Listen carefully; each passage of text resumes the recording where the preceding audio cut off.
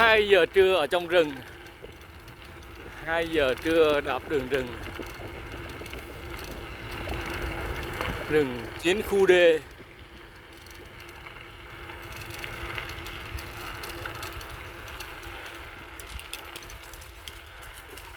Dốc liên tục dốc.